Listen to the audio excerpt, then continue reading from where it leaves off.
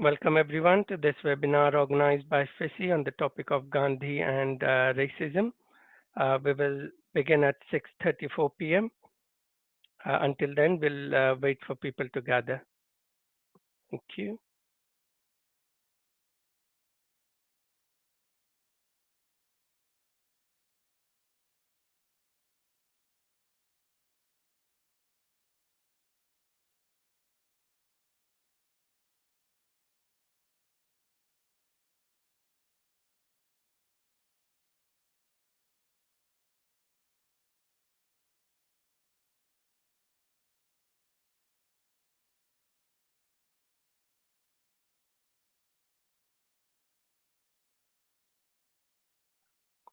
It's almost time for us to begin this webinar. I'll invite Manuji to please start the proceedings of the webinar, please. Over to you, Manuji.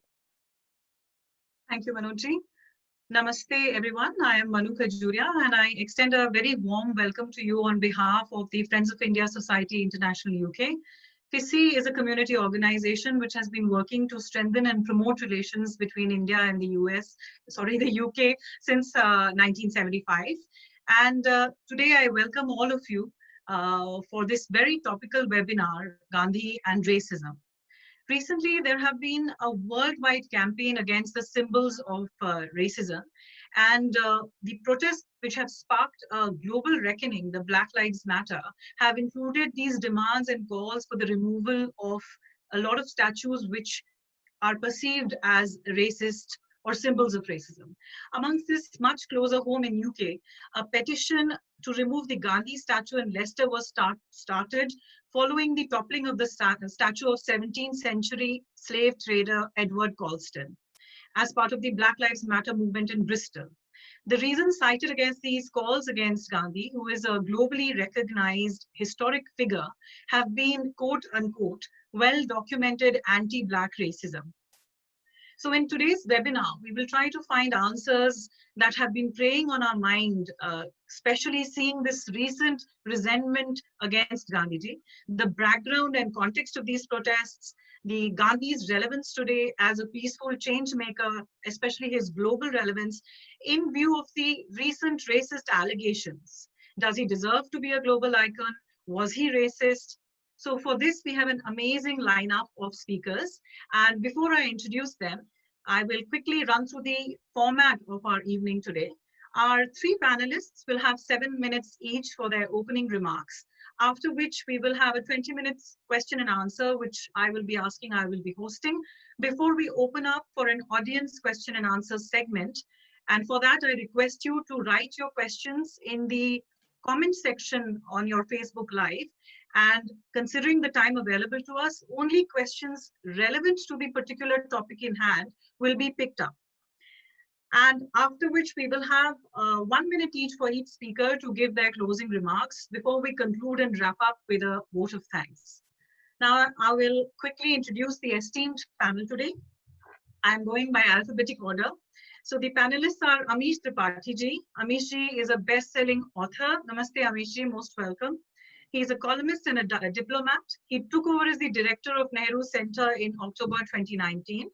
Amish ji was listed amongst the 50 most powerful Indians by India Today magazine, and Forbes India has regularly ranked Amish ji as 100 topmost influential celebrities of India.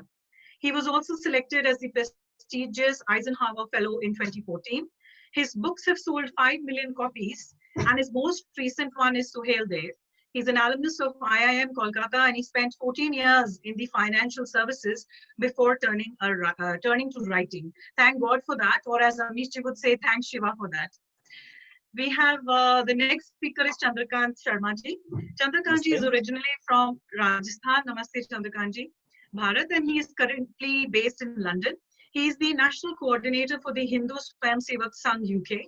He also looks after the HSS work of European countries and East Africa.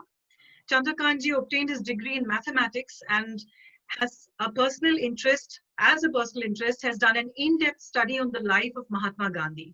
He's also a keen practitioner of yoga and meditation. And then finally, we have Vijay Rana ji. Vijay ji is a DPhil from the University of Allahabad. Namaste, Vijay ji. He joined the BBC Hindi service in Bush House, London in 1982 and rose to become its radio editor. Almost 2 decades later, he voluntarily left the BBC to lead a creative life. He now edits NRIFM.com, one of UK's most popular websites aimed at promoting Indian art, culture, and history.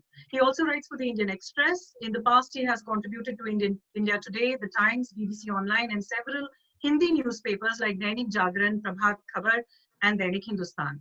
He has produced 4 documentary films for Doordarshan. In 2015, he produced a documentary to celebrate the 100 years of Gandhi's Sabarmati Ashram.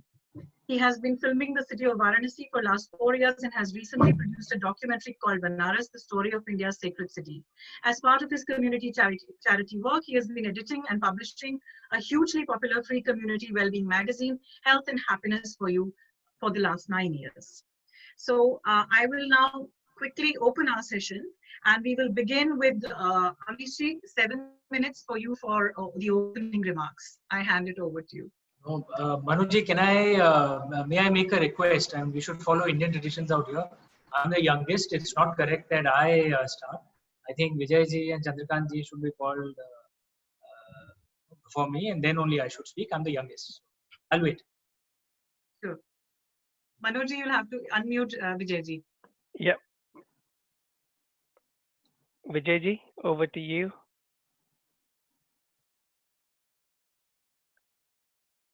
Vijayji, you're still not unmuted. You'll have to allow me to unmute you.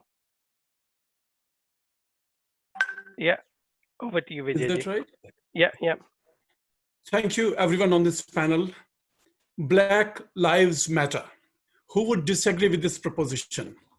In the 21st century, no human being must be discriminated on the basis of race, religion, nationality, or gender. The death of George Floyd has shaken the conscience of all those who stand for humanity and justice. The BLM movement has sharply brought our attention back to the historical institution of slavery. The protesters are now demanding that the statues of those associated with slavery and racial discrimination must be removed. In this series, they're asking for the removal of Gandhi's statue in Britain and America. The charge against Mahatma Gandhi is that while living in South Africa, he called Black Africans as Kafirs. Let me make it clear. We cannot in any way condone the practice of slavery. But I have a question. Can we erase the past? Today we are pulling down the statues, but will that be enough? What about the other powerful reminders of human bondage? Should we demand the destruction of pyramids in Egypt, Colosseum in Rome, or Taj Mahal in Agra? Remember, they were all built by slaves. All empires, ancient, medieval, and modern,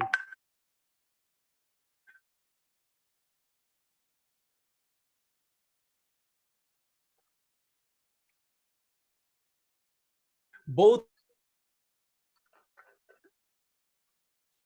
Vijayji, I think we've lost you. Yeah, go on, Vijayji. Okay. And sorry, what we about, had lost you in the middle. Okay. And what about sacred books? We find repeated reference of dasas in the Vedas.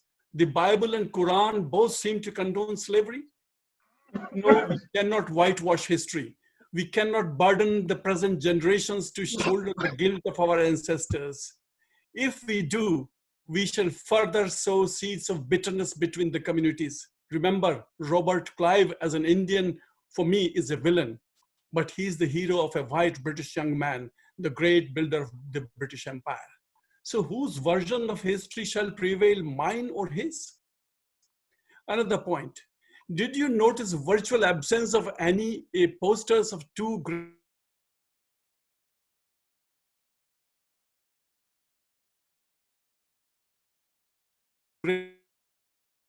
leaders? Now, when he arrived in South Africa, he had little idea of the racial dimensions of that country. The Dutch and the British colonial rulers frequently used the term kafir for all non-Christians, including the Indians. At that time, it was a widely used term. It was widely used by missionaries, historians, anthropologists, and the fiction writers. Even the Encyclopedia Britannica used it as late as 1911. There was even a train in South Africa called Kafir Mail, in which Mahatma Gandhi traveled from Durban to Johannesburg as late as October 1913. Later, when apartheid came, white supremacists began to use this term to taunt the Black Africans. Yet, there's no excuse. I'm not suggesting that it was right to call blacks as kafirs. No, it wasn't. But that is how it was in the early 20th century. My view is Gandhi should have paid more attention to the cultural sensitivities of the South African society.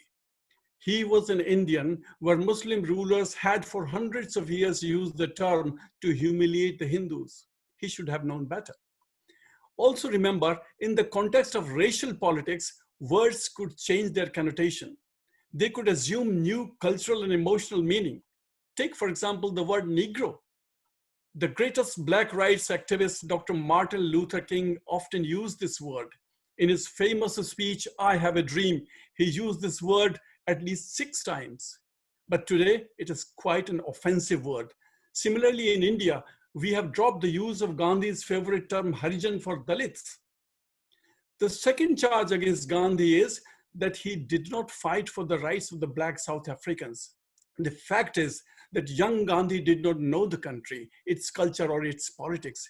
His only concern was to legally represent his own community. His organization of Indian Ambulance Force supporting the British in the Anglo-Boer War was an example of his political immaturity. Again, in 1906, he committed another blunder that proved a blessing in disguise. During the Bambata Rebellion, Gandhi had organized a corps of stretcher bearers to help the British to suppress Zulu rebels. There he found thousands of dead and wounded Zulu Black South Africans. As the white British soldiers refused to help them, Gandhi was asked to take care of these wounded rebels.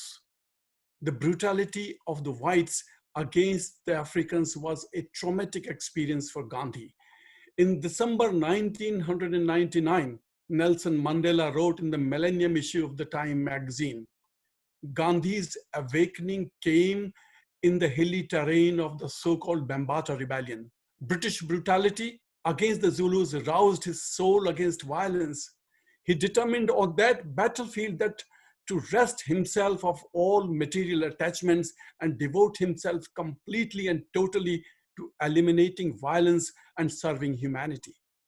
The problem with Gandhi is his hallowed semi-divine status that his followers are too keen to impose upon him.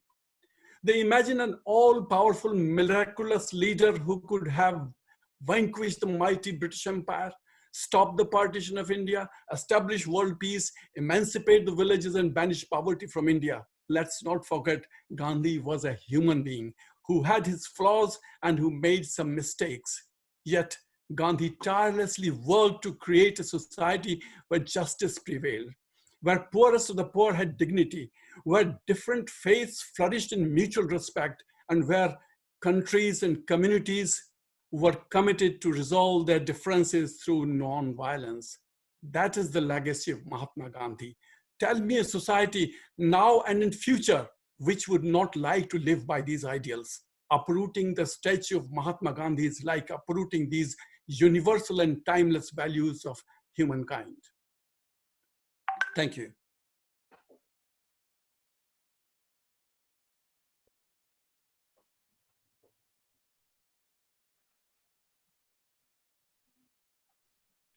Manu Thank ji? you so much, Vijayji.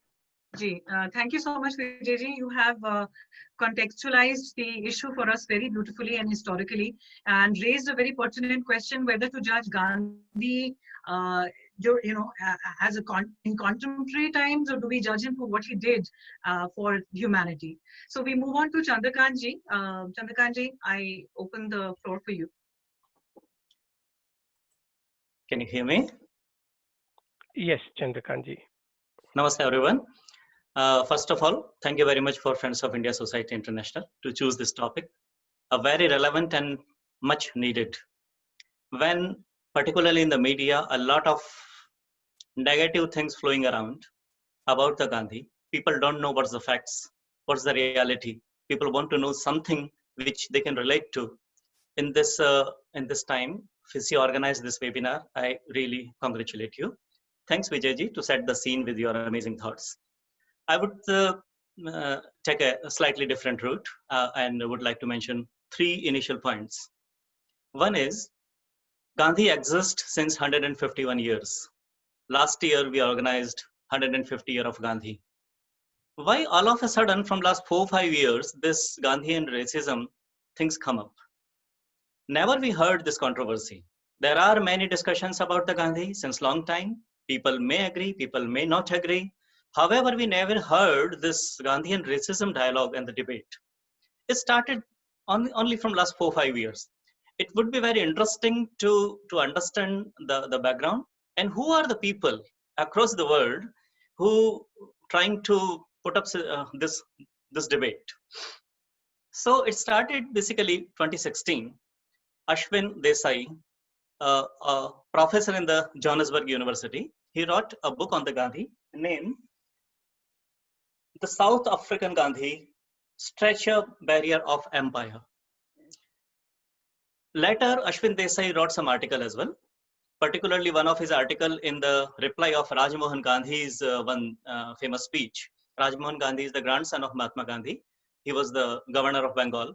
And in a speech and article, he said the South African movement, the independence movement, mainly led by Gandhi and inspired by Gandhi.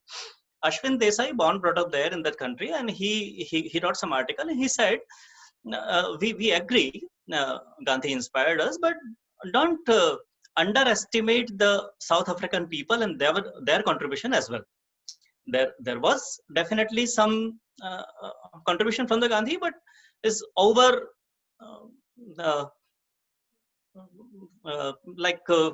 how we say, over portrayed the Gandhi and his role on the South African independent movement is not right. And in that article, Ashwin Desai mentioned few other points. What the Gandhi you're mentioning is the same Gandhi, he made that sort of all negative and the derogatory comments on the African people. So he was racist. After that, one by one, the different incident happened. So 2018, in the University of Ghana, and the capital of the Ghana, in a university, and the statue of Gandhi unveiled by the Indian President Pranab Mukherjee, they had to remove because of some agitation. We don't need this racist Gandhi statue in the university. Later in the Malawi, in African country, they wanted to establish the statue, but they couldn't.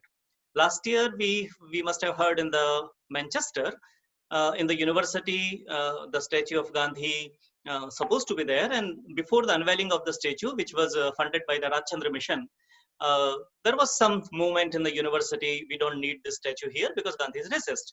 And the latest one in the BLM, when particularly in the US, in the London and in the Leicester, we can see that sort of some movement. So when I read the book of Ashwin Desai is a professor. Slightly, when I spoke to my friends in the South Africa, they say, yeah, slightly leaning towards the socialist thoughts. However, honest about the thoughts. And whatever he wrote very research-based. However, these movements, to remove the statue movements, they are completely different. And when I see who are the people started these movements, who are supporting them, clearly I can see a hidden poisonous agenda. There are particular type of people. There is no sense of, as Vijayji said, 100 years back, what the words they used to use. And maybe now these words are not useful, but maybe 100 years back, these words were not so bad. So I can say these all the moments clearly out of context. To choose Gandhi Vangmay, if you read the Gandhi Vangmay, 50,000 pages. From that Vangmay, choose some particular lines and then to portray the Gandhi as a whole. It is, I would say, not honesty, not earnesty at all. Out of context, out of proportion, and I would say the selective outrage on some particular points. As in a huge life of a Mahapurush, you choose some little points and you want to paint the whole Mahapurush in that color. This is not honesty. This is not honesty at all. However, forget the honesty. There are some poisonous agendas behind that. One more point I would like to say here. The three versions of Gandhi. This is very interesting. Those who know the life of the Mahatma Gandhi, completely three characters you can see in the life of Gandhi. One is the Mohan Gandhi, who is the child. Up to the age of 1890, you can see a Mohan Gandhi. From the age of 1920 to age of 50, it was Barrister Gandhi. And after the 50 is the Mahatma Gandhi. Mohan Gandhi, what the wrong thing in the life Mohan Gandhi haven't done? He born in a Vaishnava family in the Kathiawar. However, smoking, drinking, non-veg, gambling, go to the prostitute, stealing, everything he has done. And the great thing about the Gandhi, he writing everything on his own in his biography. What a courage. This is the journey of a person from nothing to everything. He's not hiding what he has done. He's saying, I was like that. And then I grew. Number two, he studied the law, became a lawyer. At a young age, went to the South Africa to earn some money. You can understand a person's journey, a person who leave India and go to the particularly Africa and the foreign countries. Initial few years, just the struggle and establish. Once they establish, it was Barrister Gandhi wanted to sit down with the Gora Sahab for his own dignity and the fame. That was the mindset of the Gandhi. Gandhi growing continuous. Gandhi stayed in the South Africa for 21 years. When Gandhi entered in the South Africa, he was a typical Barrister Gandhi. But when Gandhi left South Africa after 21 years, he was about to become Mahatma Gandhi. When he entered, he was in the suit, boot, tie, coat, pant. When he left Africa, he was in the dhoti and in the pagadi. And Mahatma Gandhi, the journey of Mahatma Gandhi starts from 1920. There may be many reasons we can discuss later. It may be the Jallianwala Bagh of the 1919, or it may be the Lokmanya Tilak. All of a sudden, Lokmanya Tilak passed away and there was a gap and Gandhi had to take the leadership of the Congress party that time. There may be many reasons. However, Gandhi explained clearly about his role in part 2, which is the Barrister Gandhi. Gandhi clearly mentioned in the autobiography, I used to go to village and used to teach the people, God Save the King, the national anthem. I used to think Britishers are Bhagavan ka prasad. They are the blessing of the Paramatma for this planet and particularly for the Bharat. I used to tell people the Britishers are the good for us. Gandhi not hiding anything. Gandhi has nothing to hide. He mentioning everything. I go through this whole process, but once he realized at the age of the 50, the journey of the Mahatma Gandhi start. And up to the age of the 52, up to his last breath, that was the journey of the Mahatma Gandhi. So what he has done in the childhood, there's no point to blame Mahatma Gandhi for these things. This is against the basic idea of the humanity that every person, every human being who's fallen has a right to rise. हर गिरे हुए को उठने का अधिकार है. And if you keep blaming the people because of what they have done in their childhood or in their young age, no one will be left in this whole world which you can look for some inspiration. Every person got some flaw. Buddha was different and the Siddhartha was different. You can challenge the Buddha what he has done in his previous life of the Siddhartha. Or maybe the Valmiki, we read the Valmiki Ramayana, he was a Ratnakar, he was a robber, a thief. You can't blame the Valmiki because it was totally Punarjanma of a person. Gandhi born 3 times in his life. If someone want to discuss the disagreement with the Mahatma Gandhi, that matters. There are many people who got very serious concern about the Mahatma Gandhi and they disagree and they have a right. That sort of any discussions can be done. However, if someone say, because Gandhi said when he was the Barrister Gandhi, that's why Mahatma Gandhi is a racist, I would say it's rubbish. Thank you. Thank you, Chandrakantji. You have very nicely given us the background and context of these protests, because many people have been wondering where this resentment against Gandhi has suddenly arisen. Who are the people who are protesting against him? And you've also shown us Gandhiji's journey, the difference between a 24-year-old Gandhi who came to South Africa, Gandhi who was Barrister Gandhi, and then Gandhi who was Mahatma Gandhi. Thank you very much. Now I welcome Amish Ji to share his opening remarks with us.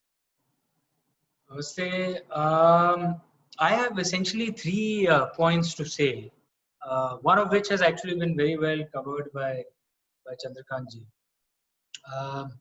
The very term human being tells us who we are.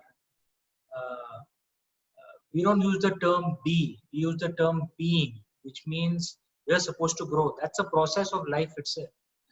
The only object, the only only creature which doesn't change at all is the creature that is dead. If you are alive, by its very nature, it means you are changing. Now, some people grow through their life, some people devolve through their life. Some people, by the end of their lives, such as Hitler or Stalin, are rather murderous people, right? By the end of their lives. Some people grow through their lives. Now we have to understand that that context. No one is born perfect. Not even the prophets or messiahs. They grow. And Mahatma Gandhi, there is no doubt that he grew. And a journey through his life gives us an understanding of how he became the Mahatma. I won't go further into the detail of this point because Chandrakantji actually covered it very well. So then I want to cover two more points that I wanted to discuss. One, this tendency these days to judge everyone and the need to judge others rather than look at themselves. Since we are in the UK, let me start with a Christian example, an example of Jesus Christ. We all remember the time when those who wanted to throw stones at Mary Magdalene, he had asked them that only those who've never committed a sin, you cast the first stone. And no one could say, hand on their heart, that they've actually committed no sin. So those who are judging, are they perfect? That's something for them to ponder over. And in the Indian approach, the perspective of judgment itself was seen as a waste of time. There is no translation for the English word judgment in Vedic Sanskrit. There is no translation for the English word blasphemy either in Vedic Sanskrit. What that meant was nothing was beyond question, but what we were told repeatedly was that judging others is a waste of time. Focus on yourself, improve yourself. And can you, I think President Barack Obama had said in a speech that the world is complex and people are complex. And many leaders who leave the world a better place are often complex, flawed people. And if you have to look and evaluate the impact of an individual's life, rather than demanding perfection, because let's be honest, no one is perfect. Let's see, did they leave the world a better place? If we evaluate honestly, how can anyone disagree with the fact that Mahatma Gandhi left the world a far better place? India achieved freedom with relatively low levels of violence. Mahatma Gandhi's methods were an inspiration for freedom fighters and social justice movements across the world, from Martin Luther King to so many, across the world. So he did leave the world a better place. That's the second point. Third point, if you want to go back into history, then you must look at everything. You must have a fair approach. What happened to the black Africans, to the sub-Saharan Africans, was horrible. The slave trade that happened. But history makes very clear the biggest victims of slave trade in the history of humanity were actually Hindus, Buddhists, and Jains. when the Turks carried on the biggest slave trade in the history of humanity, when Indians were taken in massive numbers and sold as slaves all across the world. No one is speaking of this slave trade. What about the Barbary slave trade, where white Europeans were taken as slaves? And yes, that was also done by the Turks. We should honestly then look at all histories, right? And I'm suggesting once again, look at history to learn from it rather than speak in anger. I'm not suggesting that Hindus, Buddhists, Jains today should demand, have a battle with Turks today, because I mean today's Turks haven't done anything, but there is a reality. The biggest slave trade in the history of humanity was carried out on Hindus, Buddhists, and Jains. And that is so we can look at various the most murderous ideology of the 20th century was communism. That doesn't mean that you hate every communist today, but that is a reality. So if you're looking at history, then let's look at a fair approach across all ideologies, all sections, and with the attitude of learning from it, rather than anger and hatred, as Lord Gautam Buddha had said so wonderfully. Having hatred in your heart for someone else is equivalent to holding a burning coal in your hand, burning piece of coal in your hand, in the hope that when the person you hate comes, you'll throw the coal at him. In the meantime, you're the one who is getting burned. We should learn from our history. Those have suffered a lot, tremendously. We should learn from our history, but let the anger go. It's in our own interest.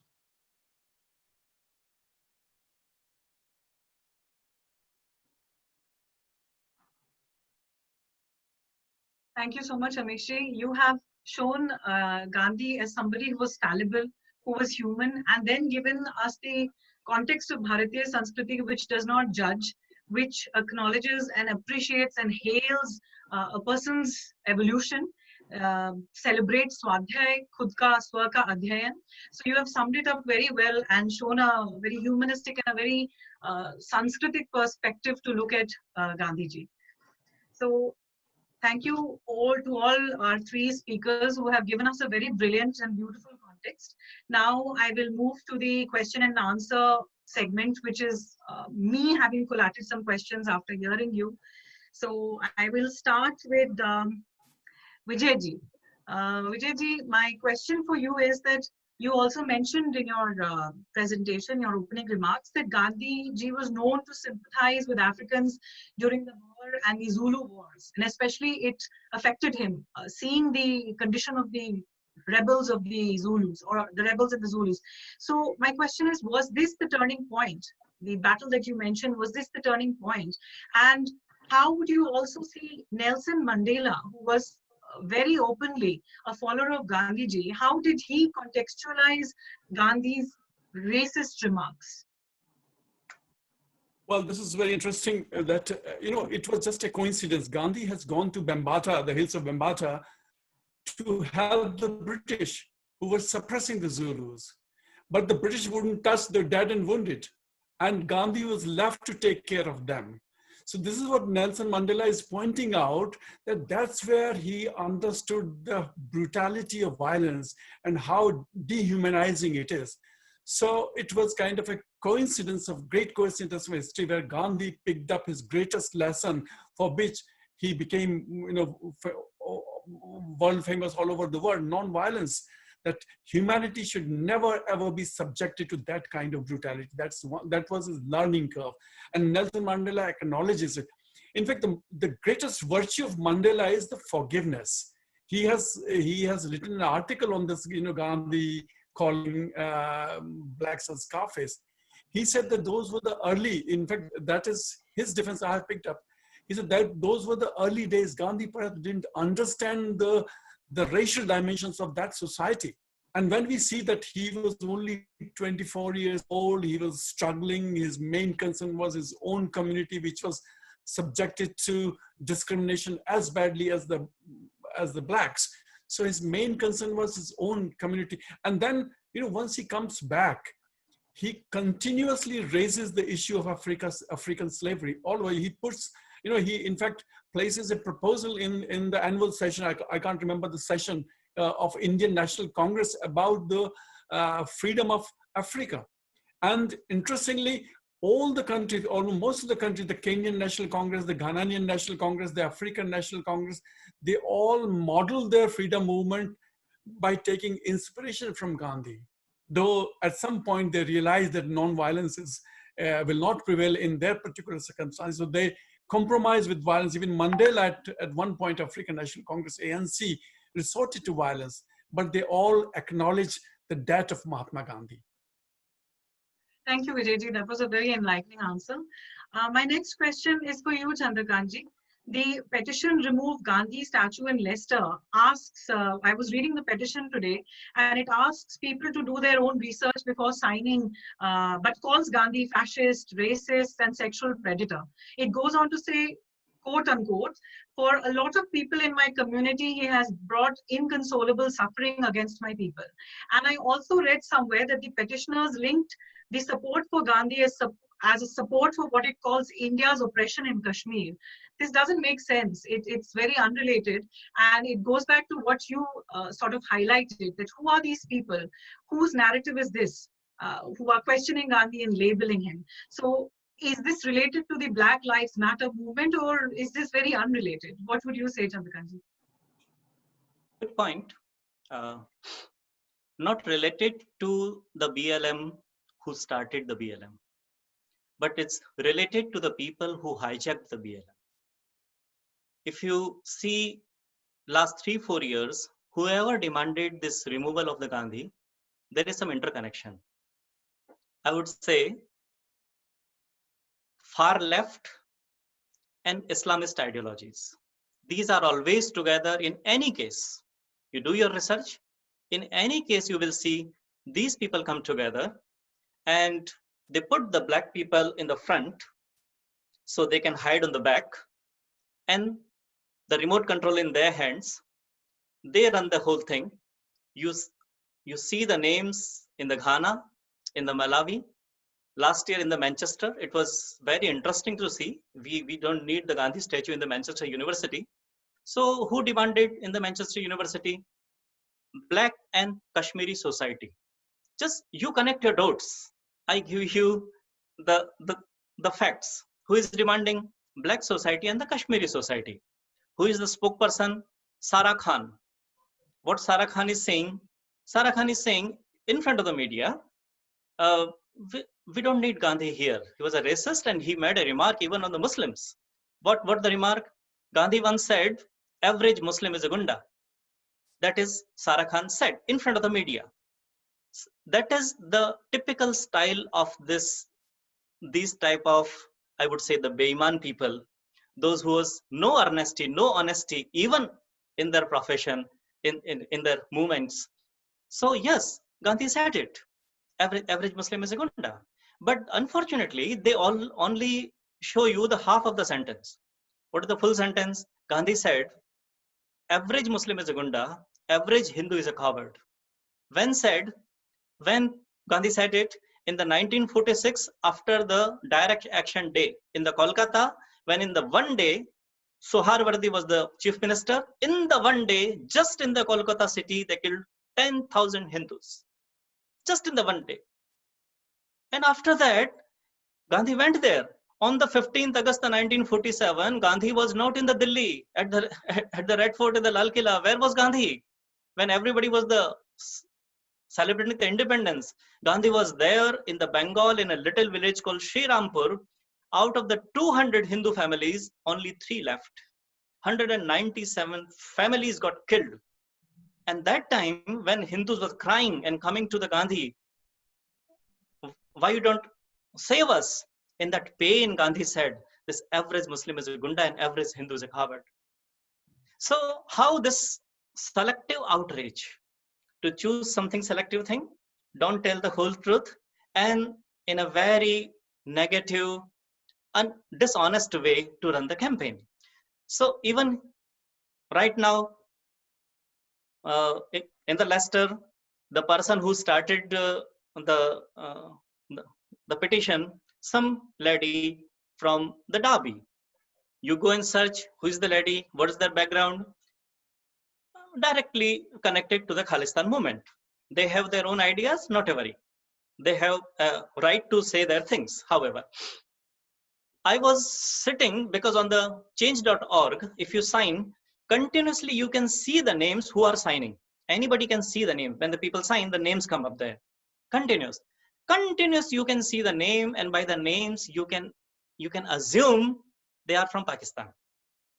Anybody can connect the dots who people are running these movements, who fund it. And I would say very clearly, the people who hate India, they are the same people. Now the Gandhi is there on the front. Earlier, sometimes they speak on the name of the Kashmir, the human rights violation going in the Kashmir, Indian military forces doing all the rape with the women. Sometimes they speak on the caste, sometimes they speak on the cow, and they are the backward people. Now the Gandhi, very interestingly, why Gandhi? Why they chose the Gandhi? Very interestingly, and it's fact, because Gandhi was a Sanatani Hindu. And it doesn't fit in their agenda. Because Gandhi said, my dream India. Gandhi wrote a book, My Dream India, Gram Swarajya, his book. What is my dream about the India after the independence? And his dream was, there must be a Rajya like Rama Rajya. He used the word, I like to see the Rama Rajya there. He spoke for the cow. He spoke for the Swadeshi. His idea about the caste doesn't match with these people. So right now, Gandhi is the target because Gandhi speak for Sanatani Hindu Parampara. And be aware, the next target will be Vivekananda. Anybody who speak for the Hinduism, who speak for the Bharat, they will be the target. And how's the style? There are some international agencies, they work on the back. 3-step style. Number 1, they create the hashtag. Number 1, they create hashtag. Number 2, they create the stories. And then number 3, they start some momentum. So Me Too, created by the same lobby. If you go in the history and just you do your research, started by the home. So be aware, any person, even in the history, spoke for the Hindu, spoke for the Bharat, will be on their target. But however, they never can win because they are not honest. That's the problem. I really feel pity for them. I stop here. Thank you, Chandrakantji, for putting this and sharing this with all of us. Now my question to Amishji, and this is to the writer in you, Amishji, because I was looking at the various petitions against Gandhiji, and I discovered that there was a petition in Malawi protesting against the installation of a Gandhi statue. And the petition makes a reference to the book by Ashwin Desai and Ghulam Wahid, professors at the University of Johannesburg and KZN Natal. So Desai and Wahid, they claim that much of the halo that surrounds Gandhi today is a result of repackaging of this world-revered legacy. Was this the turning point? Because what the speakers have said or shared, it seems like this was the turning point, this book by Ashwin Desai and Wahid. So this begets the question, that is Gandhiji beyond criticism? And if not, what has this criticism achieved? Because on one hand, you know, when we look at Vyasji's writing, it uplifts and it inspires. And then we have this book, which is fair enough, their opinion on Gandhiji, but it has opened a can of worms and facilitated a lot of debate around Gandhiji's status as a global icon. So what is your view as a writer on this particular turning point? In the Indian way, no one is beyond question, not even the gods and goddesses. So how can a human being be beyond question? You know, as I said earlier, Vedic Sanskrit doesn't even have a translation for the English word blasphemy. No one is beyond question. But once again, when you make an evaluation on a person, you may criticize, but you take a fair view. See the strengths, see the weaknesses, because there's no one who has only strengths. And see that on an overall basis, did they leave the world a better place? You know, as Vijayji said so beautifully, Nelson Mandela himself was inspired by Mahatma Gandhi. And Nelson Mandela left South Africa in a better place. We have to see the kind of leadership that India was blessed with. So many societies which became independent. so many countries from colonial rule, you find so many of them are in a complete mess. How many of them have actually been able to build stable societies? Even in our own Indian subcontinent, Pakistan is a complete mess, for example. Right? Large part, perhaps, of the credit for building, quality leadership should also go to Mahatma Gandhi, because a lot of it is essentially how you behave, the example that you set. Others will follow you. And I will repeat once again: nobody is perfect. Show me one person ever in the history of humanity who's been perfect, including prophets and messiahs. No one is perfect, right? Everyone grows, everyone learns. And this is a suggestion I would give to all, that of course criticize Mahatma Gandhi. I'm not saying he's beyond criticism. There are many things of his that could be criticized, but if you see on balance, did he leave the world a better place? There is no doubt in my mind that he did. And if he did leave the world a better place, then he is someone to look up to, someone to learn from. I will once again state, I'm not questioning someone else's right to criticize him. Of course, go ahead. But I will repeat once again, I mean, if we are talking about the ideologies of those who are criticizing these people, then what did their own ideologies achieve? Read the Black Book of Communism, 100 million victims. That is more negative than positive. It should be questioned, right? So one needs to be calm. One needs to be open to criticizing everyone. There's nothing wrong with that. But it needs to be with a sense of balance. And evaluate at the end of it, did this person leave the world a better place compared to the world that he entered? There is no doubt in my mind at all, Mahatma Gandhi did. And even after he left the world, even after his soul left his body, if he's moksha, if he's come back, so many others who were inspired by him have made the world a better place. Nelson Mandela made the world a better place. Martin Luther King made the world a better place. And they've all said publicly they were inspired by Mahatma Gandhi. How can one not acknowledge that? Thank you, Amishji. My next question for you, Vijayji. I was looking at the petition, which was against Gandhiji, or against Gandhi's statue being erected in Manchester City last year, and this petition has around about 1,884 signatures, at least till midday when I checked. It has a detailed explanation of the reasons for opposition, but it says something very confusing. It acknowledges that Gandhi is of historical importance, not only to India, but he is a symbol of activism, who is a symbol for the entire world. But then it says that he had a questionable background and character, and so he's not fit to be honored with a statue. So almost suggesting that as if he wasn't good enough for a statue, but good enough for something else. What do you make of this? Well, you can always, point out these things, as Amishji has just pointed out, that Gandhi had, Gandhi had certain, he has said things which he shouldn't have said. And then he has done things which he shouldn't have done if seen from an ordinary mortal's eye.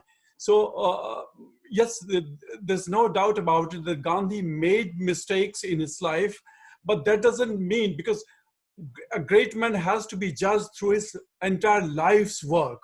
You just cannot just pick up one little kind of aspect of his life and just demolish the whole life work of somebody like Mahatma Gandhi. So I would again repeat the same argument. Yes, he was a human being. He had some flaws.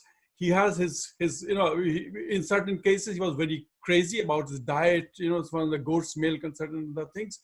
These things would, you can always point out things. Just he was not, he didn't live his life the way most of us live, discarding all these barrister suits and everything and going into dhoti is extremely unusual. So he was an extraordinary person in almost all the ways whether it was living, whether his diet, whether his ideas. And in a sense, he was ahead of his time. And I always say, Gandhi says something very beautifully, that I do not understand this fetish for something that is permanent. I grow from situation to situation. So he would look at a situation, find a solution, and propose it. And I'm sure the problem with Gandhi's followers and Gandhi's critics is they're stuck in 1948. What he said in 1948 is permanent, is forever, it should always be followed. This is not how history moves and history progresses. Thank you, Vijayji. My question to you, Chandrakantji. Professor of Indian History at Oxford University, Faisal Devji, he says about Gandhiji that he is a fallible man, as all men are. But to lump him in with the slave owners, that's a bit much. If we look at Gandhiji's life as a journey, which you sort of painted for us very beautifully, there is clearly a before and an after. In view of that, with a global perspective, what and who do these statues of Gandhi really represent? Great point. So two different points, if I say. One is the people who opposing, and one what Gandhi represent for. About your earlier question, the point with the problem with this slightly far left ideology, we respect all ideologies. Everybody has a right to say their thing. And the mix of these all ideologies that make a beautiful world. Otherwise, totally one sort of world, it will be very boring. We respect all. The problem is the way they represent their thing. This is the problem. If they want to oppose something, fair enough. But to pull down the statues, they want to win the democracy in a totally undemocratic way. And as far as they win the election, they are democratic. The moment they lose, they become totally undemocratic. That is the problem. The second problem with them, they don't have the role models. That is the problem. It's a very utopia world they live.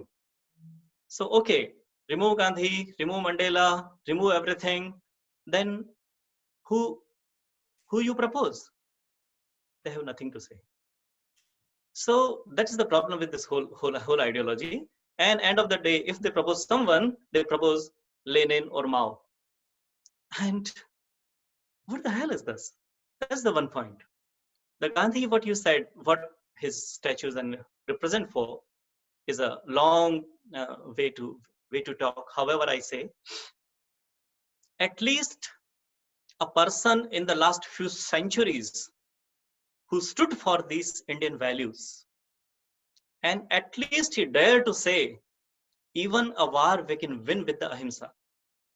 When you read the Srimad Bhagavad Gita chapter, when Shri Krishna Bhagavan speak about the Devi Sampada, Abhayam Sattva Sanshuddhi Jnana Yoga Vyavasthiti Jnanam Damascha Dagnyasya Swadhyaya Stapa Arjavam Ahimsa Satyam Akrodha Tyaga Shantira Paishunam Daya Bhuteshvalo Luptum Mardavam Hi Achapalam Tejak Shama Dritishwacham Adroho Nati Manita Bhavanti Sampadam Devim Abhijatasya Bharata. When Krishna saying, these are the Sattvic Guna, the Devi Sampada, and a society should build on these values. At least Gandhi dared to say something. Who the person you will see in the last few centuries, when the World War I and World War II and different countries just speaking the language of the war, and that time when the British Raj, the empire was all over the world, that time a person stood up and say, even by ahimsa, Gandhi wrote, let me read something for you. Gandhi wrote somewhere to the Viceroy at some point. Sorry. And Gandhi writing to Viceroy, I dream, these are maybe the nearby words, not exactly. I wish, Mr. Viceroy, by my ahimsa, by my non-violence, I can change your heart and make you realize what the injustice you have made with India. At least a man who is speaking that language, it can happen only in the India, only in Bharat. You can't, even the inspiration if you go for the Martin Luther King or the Nelson Mandela, Martin Luther King visited in the 1959 to Mumbai. And after his whole visit, when they asked, do you have any other wish? Martin Luther King said, I just want to stay one night in the bedroom of Mahatma Gandhi. That was the only wish of the Martin Luther King. And in the Mumbai, where the Mani Bhavan is there, in the Mahatma Gandhi's bedroom, they made some arrangement for the husband and wife, and Martin Luther King and his wife, they stayed one night there. And next day, Martin Luther King saying, I still can feel the vibrations of Gandhi here. Definitely, he was not 100% successful. His experiments was, we can't say 100% successful, but better to ask the questions who didn't listen him, and because of whom he was little bit unsuccessful. Good to open this discussion on some another point. However, Gandhi will be stand for all the Indian and Sanatan Hindu values, which is basically human values, because Hindus initially introduced, that's why we say the Hindu values, otherwise they are the human values. He will always will be, and every murti of Mahatma Gandhi, all the statues of they are the statue of Mahatma Gandhi. They are not the statues of the Barrister Gandhi. There is no statue of the Barrister Gandhi. All the statues of Mahatma Gandhi, and every statue of Mahatma Gandhi stand for these human values. Thank you, Chandrakantji. I was going to ask two last questions, but you have answered one already, because I was going to talk about Martin Luther King, who very clearly said that Gandhiji is an inspiration for him. And when he visited India in 1959, he met Vinoba Bhave, and he clearly stated his inspiration. So I was going to ask that if Martin Luther King says this, then does that make him complicit? Is he not the face of Black Lives Matter? But I think you've answered this. So my last question to Amishji. Amishji, this one, especially for you, because you have resurrected so many local heroes through your books. And when I was looking at the argument made by the University of Ghana, when they removed the statue which Chandrakantji mentioned, which had, I think, been installed in 2016, they said, and I quote here, "Why should we lift other people's heroes?" So since you have sort of recreated so many of our local heroes and from our history, from our epics, from our itihas, so what would you say to that? That why should we lift other people's heroes in the context of Gandhiji? What do you make of this? No, honestly, I don't have a counter argument to that, because to be fair, if we Indians want to have our own heroes, why shouldn't the Ghanaians have their own heroes? Have it. I mean, it's your choice. Though through much of human history, we Indians have had the attitude that if there is someone worth learning from, even if they are not Indian, we are willing to learn from them. There is a famous example of the Varman dynasty in South India, which had run out of the heirs, and they actually imported an heir from Cambodia. There are some who say that perhaps the tradition of Murti Puja came to India from the Greeks, because our Vedic way was more about Yajna. So if we find something of value, even in other cultures, at least Indians have had the attitude, let us learn, because who's the one who benefits from it? We ourselves. And that is perhaps that is a suggestion I would give to those foreign countries. Is Mahatma Gandhi at an overall basis, both his positives and negatives, does he represent a role model which can lead a society onto a better path? Is non-violence a better path? Is violence actually internal violence in a society, is it actually going to help society? Look at the amount of social change that has happened in India in the last 70 years with relatively very low violence. The amount of massive social change that has happened. On a per capita basis, we are among the least violent countries in the world. Right? Is this a message worth learning?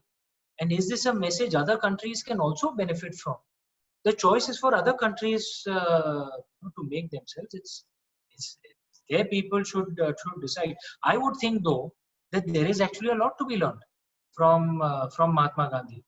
Would look at, say, a country like Libya, which is suffering so much post the civil war and the invasion that happened. There are slave markets in today's day. Sub-Saharan Africans are sold in slave markets in Libya today. Right? Would they benefit from the message of Mahatma Gandhi that can we resolve our differences through non-violence? Is that something worth learning? And should we discard that message just because Mahatma Gandhi was not perfect? Again, going back to what Jesus Christ said, you want to cast the first stone, are you sure you've never committed any sin?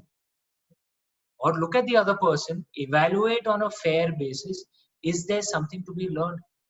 And the thing that shocks me, if even Mahatma Gandhi is not good enough, then who is a role model? Who can be a role model then?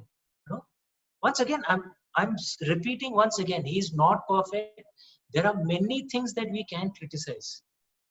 But let's be honest, we look at the last 100 years, how many human beings can you find would be, in terms of impact on the world, in terms of their acharan, the way they carry themselves, could be better than Mahatma Gandhi. This truly is the line that if even Mahatma Gandhi is not good enough, then who's a role model now? Who do we follow? Thank you, Amish ji. You've sort of again summed up the beauty of our Sanskriti, which is जिससे भी सीखना है सीखो, चाहे वो यवन हो या अरब से लोगों, आपको सीखने को मिल रहा है तो सीखना है. So I will quickly go to the question and answers posed by the audience now. And the first question, a lot of these questions the speakers have already answered. You've covered the topic so beautifully that these questions have already been answered. I'm just picking the few which probably might need more explanation. So there is this one question that there was one question: who is behind the removal of the statues? There must be a larger narrative they are a part of, which I think Chandrakant ji has sort of covered. Chandrakant ji, do you think you need to say more about this? Already covered. Yeah, already covered. Yeah. Ji. And then there is a question about what do you think, what does the panel think about Churchill's statue? Should it stay or should it go? Can I say something? Ji. It's very interesting to these comparisons. And I found these comparisons are totally wrong. Totally wrong. Gandhi is racist and the Churchill is racist. On the same day, the same people, they wrote on the statues on the Gandhi and Churchill, Churchill is racist, Gandhi is racist. Whatever Churchill said, he said when he was on the top of his social life. So he is accountable for his words. As I said earlier, Mahatma Gandhi didn't say these words said by the barrister Gandhi. But there is no comparison, there is a wrong comparison. If Churchill said something wrong for the people of India, he is the responsible for the Bengal famine. If he is responsible for his word, he said these words when he was the Prime Minister of the country. So he must be responsible. So there is no comparison between the Gandhi and the Churchill. The other comparison, very, very, very interesting, what I heard in the different dialogues.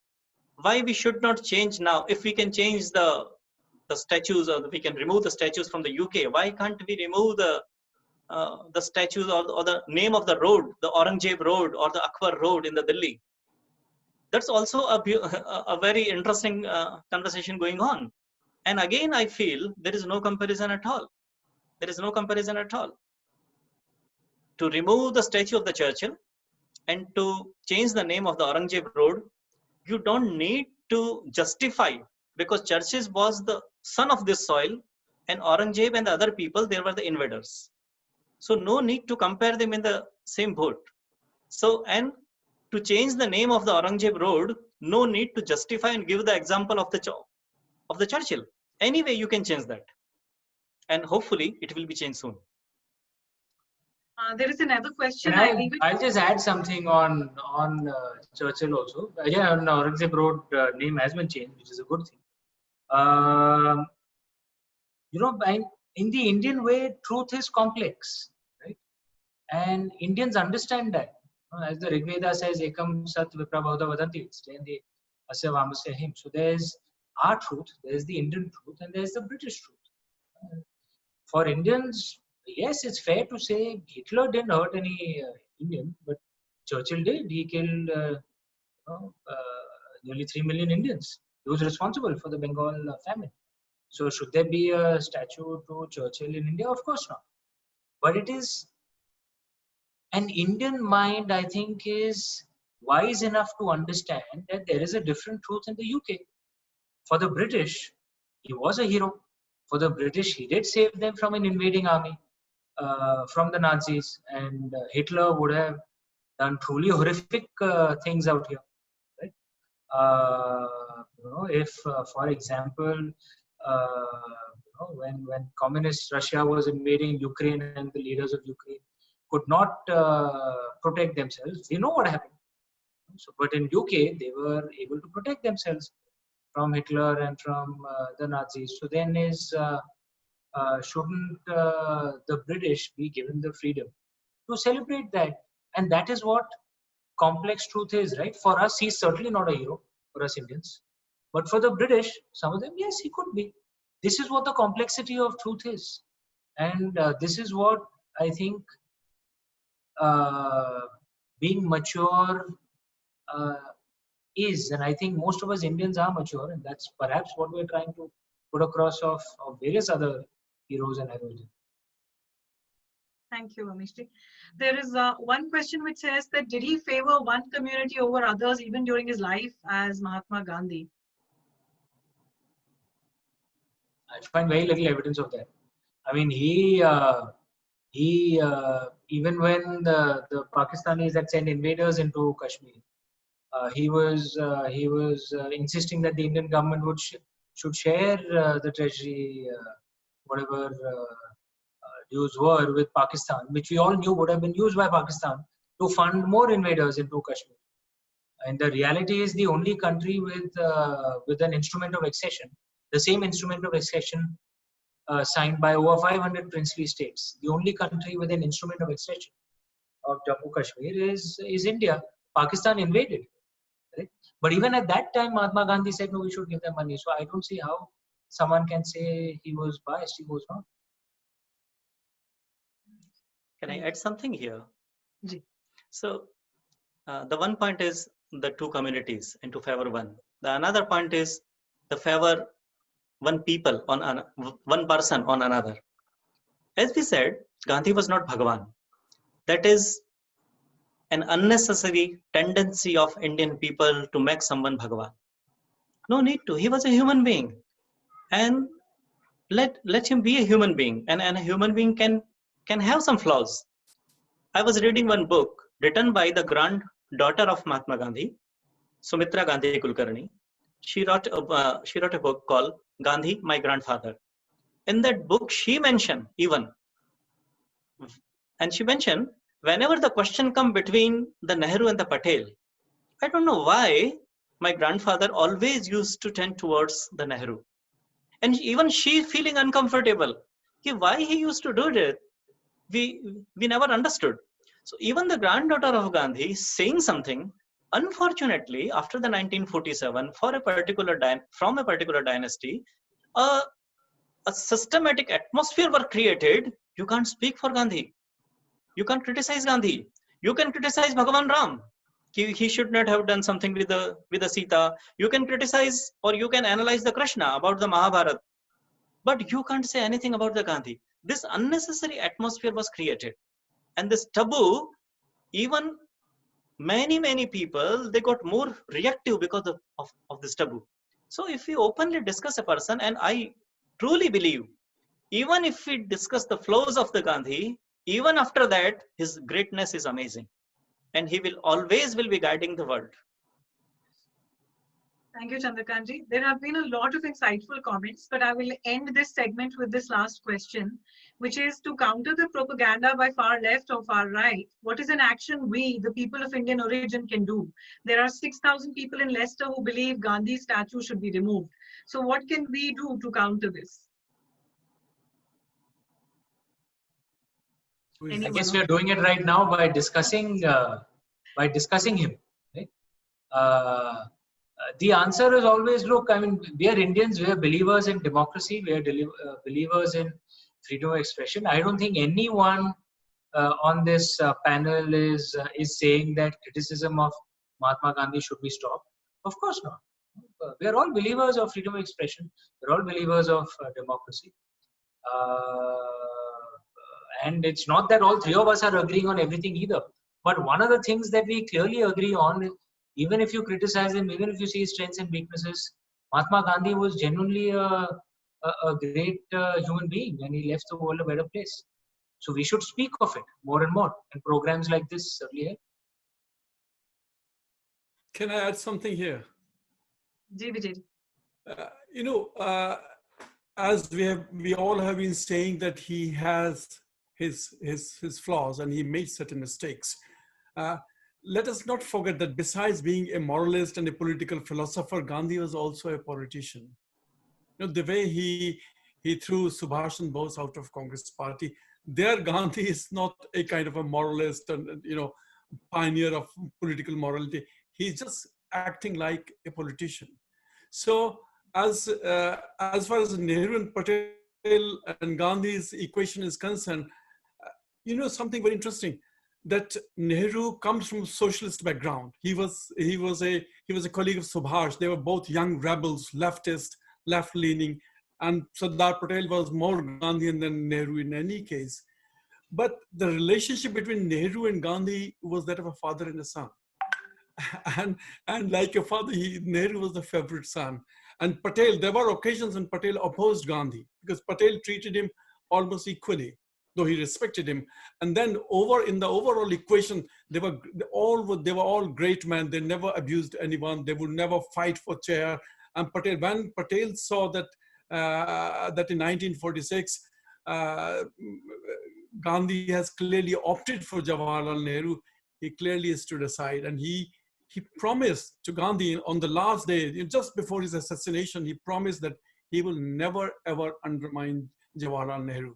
And Patel was clearly unhappy, but he never did anything to undermine the authority of Jawaharlal Nehru. So that was the greatness of those men. And another thing which I would like to suggest to my audience here is that they should all see this great speech by Martin Luther King, I Have a Dream. You will see in the background, there are dozens of people wearing Gandhi topi. So that is the influence. Harris said, great speech, one of the greatest speech in human history, where there are hundreds of people in Gandhi cap. So that was the global influence of Mahatma Gandhi. Sadly, we are into the times when we are calling him as a fast. This is really the saddest day for us and for all the humanity. Thank you, Vijayji. We will. Sorry. I need 1 minute. Thanks, Vijayji, to brought this amazing wisdom to this panel. I have an objection about the last question, and I want to raise this objection here because this is again a trap. And this sort of language, I highly object this language when the left people are doing this. What you right people are doing? I'm not right wing.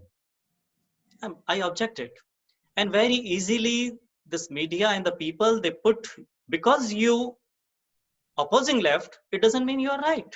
I'm not right. I'm centrist. I follow dharma. If extreme right do the same thing with the same wrong notion, I will object that as well. I'm not right wing. I'm not left wing. I'm centrist.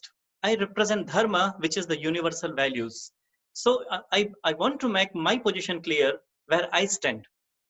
Time to time, we, the dharma people, we go towards the left and the right to keep the balance of the society intact. When the whole society go too much towards the left, we go slightly towards the right. So the balance of the society need to be there. And this is again our dharma. So I'm not right wing, I object it. Thank you, Chandrakantji. That's food for thought. Middle path, dharma. So we'll quickly go for the closing remarks, and 1 minute each to each of you. So maybe Vijayji, will you like to start? 1 minute for your closing remarks. Well, to me, he was a towering personality who influenced the politics of not only the 20th century, but of all the time that has to come and that we have to see in future. He laid down some fundamental principles with which nobody can disagree. Being tolerant, being nonviolent, looking after the poorest of the poor, last man in the line. So these are the universal values that Gandhi propounded, and he firmly established on the political firmament. So that's why Gandhi is universal. His values are universal. Yes, he had his personal flaws, but those flaws should not be, kind of overtaking his life work. Thank you, Vijay. He cannot be diminished because of those flaws. Chandrakantji, closing remarks. I would say 2 little points. One, whatever I said in this webinar, they are my personal views. No need to connect with the organization I represent. Number 1, this is the disclaimer. Number 2, my final remark. When start of this month, the BLM whole movements was going on, particularly in the London, thousands of people there. I just think if Gandhi were there, if Gandhi alive and he was there that time in the London, what he would have done? I believe on the day one, he would have joined the BLM, all the protesters. And I also think on the day 5, he would have realized that now this whole protest is being hijacked by the other people. He would have come back to his home, his room. He would have sat on the fasting in his prayashchit and the regret. And in that moment of the silence, he would have said to these hijackers, guys, you are racist. Thank you, Chandrakantji. Amishji. I think, you know, if a leader is attacked by both the extreme left and the extreme right, this actually proves that he was genuinely centrist, which is what Mahatma Gandhi was. You know, perhaps the only appeal one can make. Again, I'm a Democrat, I'm a liberal. I certainly believe in the power of protest.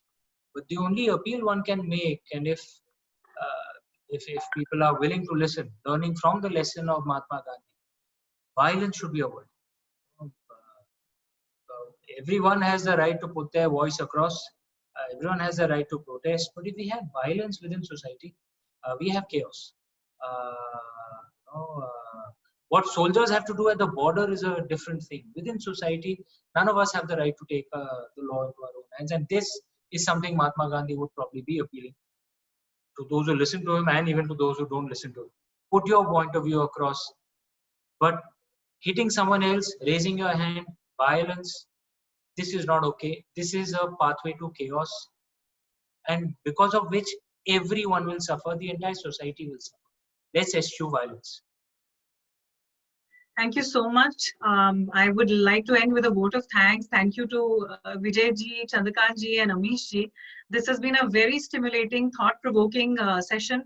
It's left my brain buzzing and I'm sure it has enlightened many. And I think we are left with that question that in today's world, which is fraught with so much hate and divisiveness, who are our role models? We are already lacking role models. We are lacking icons. So should we look at Gandhi as the 24-year-old barrister Gandhi, who used the word kafir, but then he left as Mahatma Gandhi in a white dhoti, speaking for everyone and being a symbol of truth, justice, and peace for the entire humanity. I end with what Nelson Mandela said, and it sort of gives us a direction as to how we should look at Gandhiji. He said, we are looking at the young Gandhi, yet to become the Mahatma, when he would be without any human prejudice, save in favor of truth and justice. So thank you to the viewers who joined us this evening. Thank you very much, everyone. Thank you on behalf of FISI UK. Namaskar.